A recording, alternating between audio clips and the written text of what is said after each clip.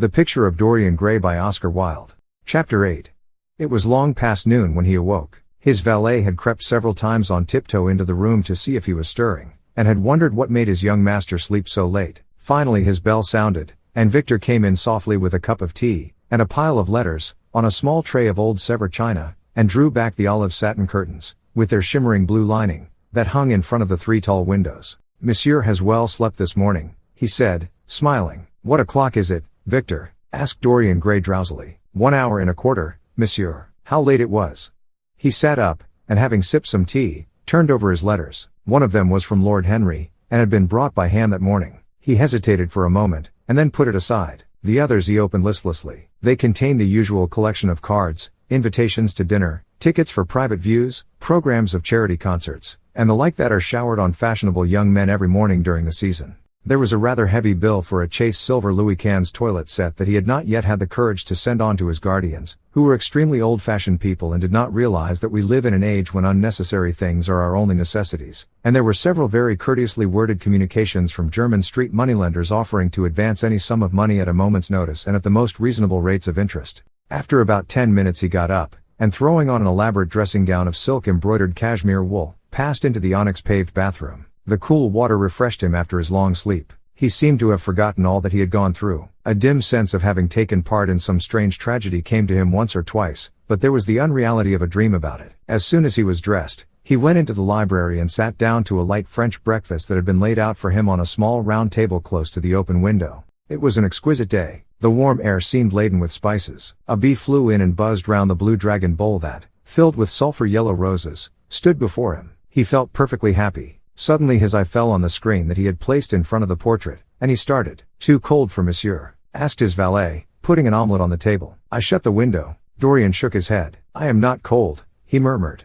Was it all true? Had the portrait really changed? Or had it been simply his own imagination that had made him see a look of evil where there had been a look of joy? Surely a painted canvas could not alter. The thing was absurd. It would serve as a tale to tell Basil some day. It would make him smile. And, yet, how vivid was his recollection of the whole thing. First in the dim twilight, and then in the bright dawn, he had seen the touch of cruelty round the warped lips. He almost dreaded his valet leaving the room. He knew that when he was alone he would have to examine the portrait. He was afraid of certainty. When the coffee and cigarettes had been brought and the man turned to go, he felt a wild desire to tell him to remain. As the door was closing behind him, he called him back. The man stood waiting for his orders. Dorian looked at him for a moment. "I am not at home to anyone, Victor," he said with a sigh. The man bowed and retired. Then he rose from the table, lit a cigarette, and flung himself down on a luxuriously cushioned couch that stood facing the screen. The screen was an old one, of gilt Spanish leather, stamped and wrought with a rather florid Louis XIV pattern. He scanned it curiously, wondering if ever before it had concealed the secret of a man's life. Should he move it aside? After all, why not let it stay there? What was the use of knowing? If the thing was true, it was terrible. If it was not true, why trouble about it? But what if, by some fate or deadlier chance, eyes other than his spied behind and saw the horrible change? What should he do if Basil Hallward came and asked to look at his own picture? Basil would be sure to do that. No, the thing had to be examined, and at once. Anything would be better than this dreadful state of doubt. He got up and locked both doors. At least he would be alone when he looked upon the mask of his shame. Then he drew the screen aside and saw himself face to face. It was perfectly true. The portrait had altered. As he often remembered afterwards, and always with no small wonder, he found himself at first gazing at the portrait with a feeling of almost scientific interest. That such a change should have taken place was incredible to him. And yet it was a fact. Was there some subtle affinity between the chemical atoms that shaped themselves into form and color on the canvas and the soul that was within him? Could it be that what that soul thought, they realized, that what it dreamed, they made true? Or was there some other, more terrible reason? He shuddered, and felt afraid, and, going back to the couch, lay there, gazing at the picture in sickened horror. One thing, however, he felt that it had done for him. It had made him conscious how unjust, how cruel, he had been to Sybil Vane. It was not too late to make reparation for that. She could still be his wife. His unreal and selfish love would yield to some higher influence, would be transformed into some nobler passion, and the portrait that Basil Hallward had painted of him would be a guide to him through life, would be to him what holiness is to some, and conscience to others, and the fear of God to us all. There were opiates for remorse, drugs that could lull the moral sense to sleep. But here was a visible symbol of the degradation of sin. Here was an ever-present sign of the ruin men brought upon their souls. 3 o'clock struck, and 4, and the half-hour rang its double chime, but Dorian Gray did not stir. He was trying to gather up the scarlet threads of life and to weave them into a pattern, to find his way through the sanguine labyrinth of passion through which he was wandering. He did not know what to do, or what to think. Finally, he went over to the table and wrote a passionate letter to the girl he had loved, imploring her forgiveness and accusing himself of madness. He covered page after page with wild words of sorrow and wilder words of pain. There is a luxury in self-reproach. When we blame ourselves, we feel that no one else has a right to blame us. It is the confession, not the priest, that gives us absolution. When Dorian had finished the letter, he felt that he had been forgiven. Suddenly there came a knock to the door, and he heard Lord Henry's voice outside. "My dear boy, I must see you. Let me in at once. I can't bear your shutting yourself up like this." He made no answer at first, but remained quite still. The knocking still continued and grew louder. Yes, it was better to let Lord Henry in, and to explain to him the new life he was going to lead, to quarrel with him if it became necessary to quarrel, to part if parting was inevitable. He jumped up, drew the screen hastily across the picture, and unlocked the door. "I am so sorry for it all, Dorian," said Lord Henry as he entered. "But you must not think too much about it." "Do you mean about Sybil Vane?" asked the lad. "Yes, of course," answered Lord Henry, sinking into a chair and slowly pulling off his yellow gloves. "It is dreadful, from one point of view, but it was not your fault. Tell me, did you go behind and see her, after the play was over?" "Yes.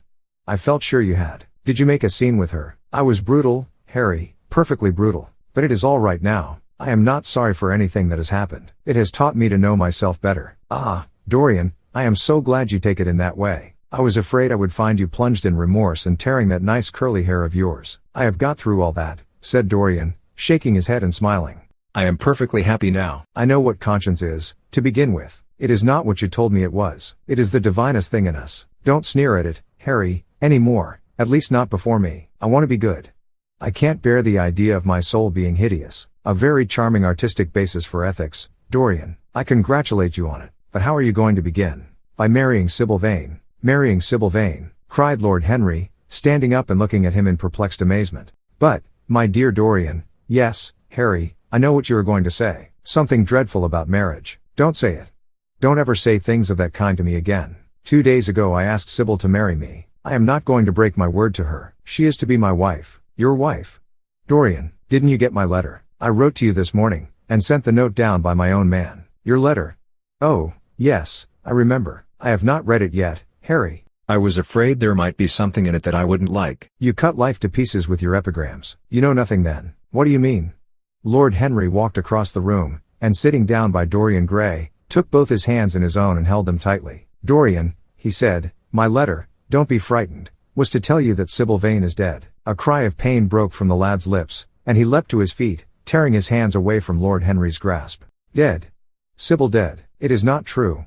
It is a horrible lie. How dare you say it?" "It is quite true, Dorian," said Lord Henry, gravely. "It is in all the morning papers. I wrote down to you to ask you not to see anyone till I came. There will have to be an inquest, of course, and you must not be mixed up in it. Things like that make a man fashionable in Paris, but in London people are so prejudiced. Here, one should never make one's debut with a scandal. One should reserve that to give an interest to one's old age. I suppose they don't know your name at the theater. If they don't, it is all right. Did anyone see you going round to her room? That is an important point." Dorian did not answer for a few moments. He was dazed with horror. Finally he stammered, in a stifled voice, "Harry, did you say an inquest? What did you mean by that? Did Sybil..." "Oh, Harry, I can't bear it.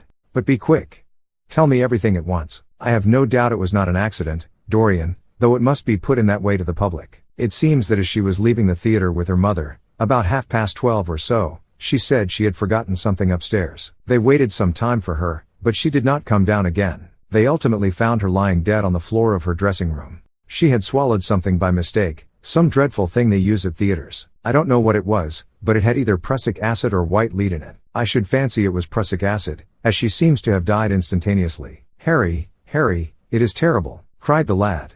"Yes, it is very tragic, of course, but you must not get yourself mixed up in it. I see by the standard that she was 17. I should have thought she was almost younger than that. She looked such a child, and seemed to know so little about acting. Dorian, you mustn't let this thing get on your nerves. You must come and dine with me, and afterwards we will look in at the opera. It is a Paddy night, and everybody will be there. You can come to my sister's box. She has got some smart women with her." "So I have murdered Sybil Vane," said Dorian Gray, half to himself. "Murdered her as surely as if I had cut her little throat with a knife. Yet the roses are not less lovely for all that." The birds sing just as happily in my garden. And tonight I am to dine with you, and then go on to the opera, and sup somewhere, I suppose, afterwards. How extraordinarily dramatic life is. If I had read all this in a book, Harry, I think I would have wept over it. Somehow, now that it has happened actually, and to me, it seems far too wonderful for tears. Here is the first passionate love letter I have ever written in my life. Strange, that my first passionate love letter should have been addressed to a dead girl.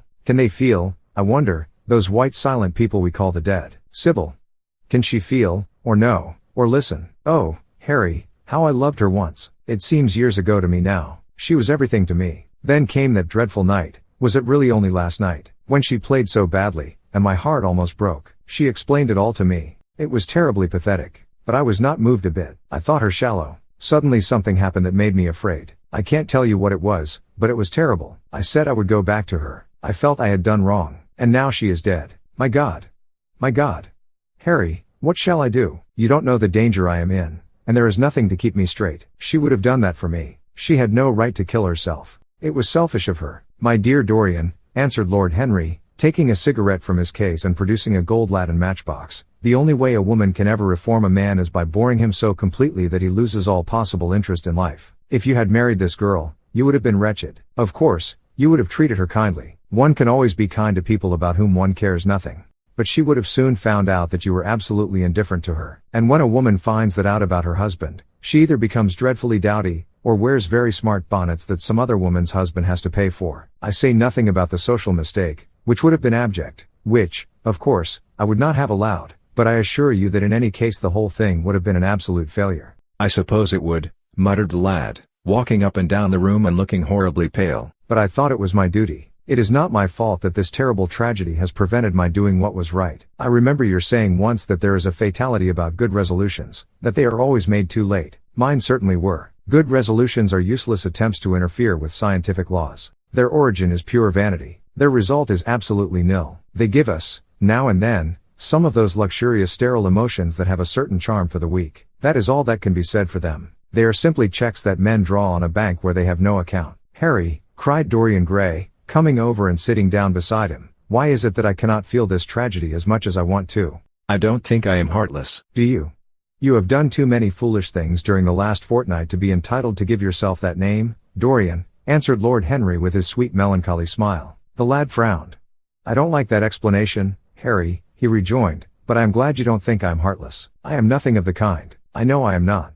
And yet I must admit that this thing that has happened does not affect me as it should. It seems to me to be simply like a wonderful ending to a wonderful play. It is all the terrible beauty of a Greek tragedy, a tragedy in which I took a great part, but by which I have not been wounded. It is an interesting question, said Lord Henry, who found an exquisite pleasure in playing on the lad's unconscious egotism, an extremely interesting question. I fancy that the true explanation is this. It often happens that the real tragedies of life occur in such an inartistic manner that they hurt us by their crude violence, their absolute incoherence, their absurd want of meaning, their entire lack of style. They affect us just as vulgarity affects us. They give us an impression of sheer brute force, and we revolt against that. Sometimes, however, a tragedy that possesses artistic elements of beauty crosses our lives. If these elements of beauty are real, the whole thing simply appeals to our sense of dramatic effect. Suddenly we find that we are no longer the actors, but the spectators of the play, or rather we are both. We watch ourselves, and the mere wonder of the spectacle enthralls us. In the present case, what is it that has really happened? Someone has killed herself for love of you. I wish that I had ever had such an experience. It would have made me in love with love for the rest of my life. The people who have adored me,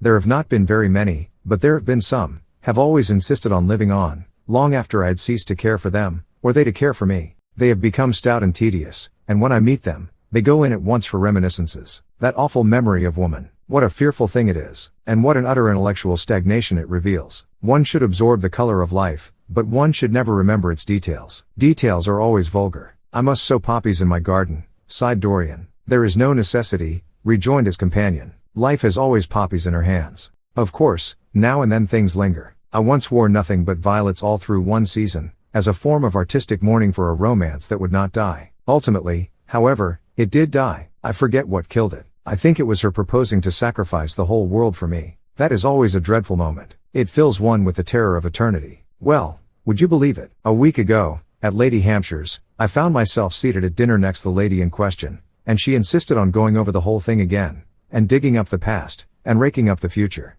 I had buried my romance in a bed of asphodel. She dragged it out again and assured me that I had spoiled her life. I am bound to state that she ate an enormous dinner, so I did not feel any anxiety. But what a lack of taste she showed. The one charm of the past is that it is the past. But women never know when the curtain has fallen. They always want a sixth act, and as soon as the interest of the play is entirely over, they propose to continue it. If they were allowed their own way, every comedy would have a tragic ending, and every tragedy would culminate in a farce. They are charmingly artificial, but they have no sense of art. You are more fortunate than I am. I assure you, Dorian, that not one of the women I have known would have done for me what Sybil Vane did for you. Ordinary women always console themselves. Some of them do it by going in for sentimental colors. Never trust a woman who wears mauve, whatever her age may be, or a woman over 35 who is fond of pink ribbons. It always means that they have a history. Others find a great consolation in suddenly discovering the good qualities of their husbands. They flaunt their conjugal felicity in one's face, as if it were the most fascinating of sins. Religion consoles some. Its mysteries have all the charm of a flirtation, a woman once told me, and I can quite understand it. Besides, nothing makes one so vain as being told that one is a sinner. Conscience makes egotists of us all. Yes, there is really no end to the consolations that women find in modern life. Indeed, I have not mentioned the most important one. What is that, Harry? Said the lad listlessly. Oh, the obvious consolation. Taking someone else's admirer when one loses one's own. In good society that always whitewashes a woman. But really, Dorian, how different Sybil Vane must have been from all the women one meets. There is something to me quite beautiful about her death. I am glad I am living in a century when such wonders happen. They make one believe in the reality of the things we all play with, such as romance, passion, and love. I was terribly cruel to her. You forget that.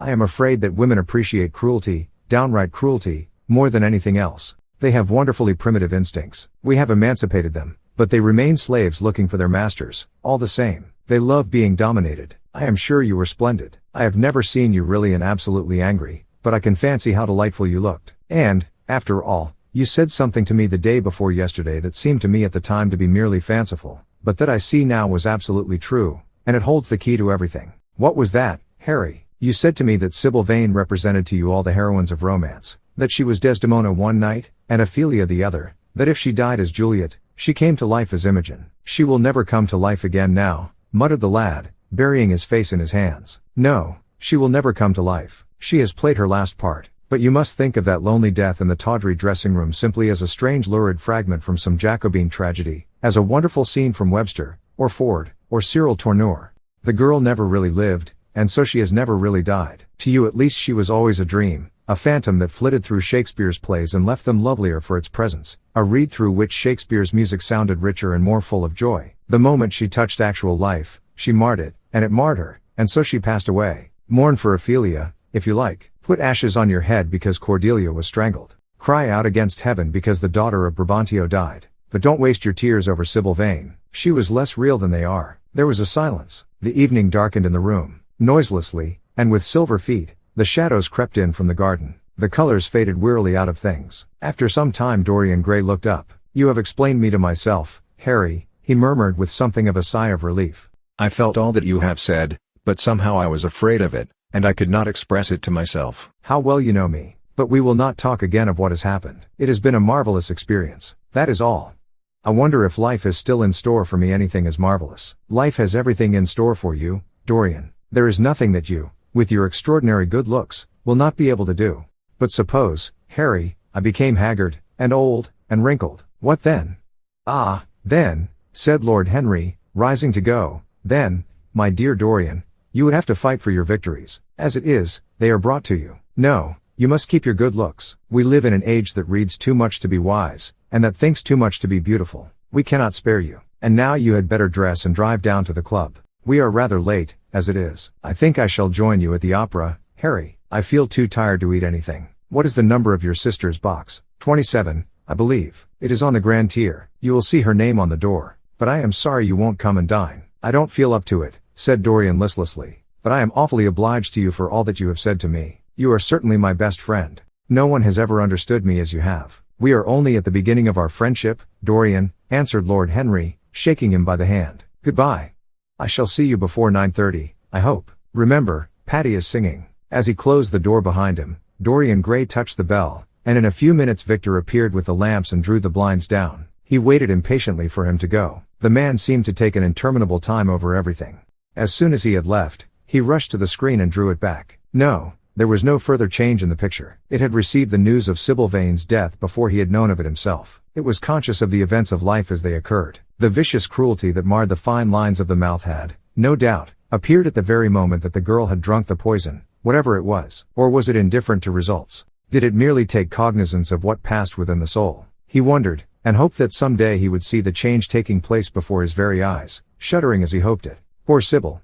What a romance it had all been. She had often mimicked death on the stage. Then death himself had touched her and taken her with him. How had she played that dreadful last scene? Had she cursed him, as she died? No, she had died for love of him, and love would always be a sacrament to him now. She had atoned for everything by the sacrifice she had made of her life. He would not think any more of what she had made him go through, on that horrible night at the theater. When he thought of her, it would be as a wonderful tragic figure sent onto the world stage to show the supreme reality of love. A wonderful tragic figure. Tears came to his eyes as he remembered her childlike look, and winsome fanciful ways, and shy tremulous grace. He brushed them away hastily and looked again at the picture. He felt that the time had really come for making his choice. Or had his choice already been made? Yes, life had decided that for him. Life, and his own infinite curiosity about life. Eternal youth, infinite passion, pleasures subtle and secret, wild joys and wilder sins. He was to have all these things. The portrait was to bear the burden of his shame. That was all. A feeling of pain crept over him as he thought of the desecration that was in store for the fair face on the canvas. Once, in boyish mockery of Narcissus, he had kissed, or feigned to kiss, those painted lips that now smiled so cruelly at him. Morning after morning he had sat before the portrait wondering at its beauty, almost enamored of it, as it seemed to him at times. Was it to alter now with every mood to which he yielded? Was it to become a monstrous and loathsome thing, to be hidden away in a locked room, to be shut out from the sunlight that had so often touched to brighter gold the waving wonder of its hair? The pity of it.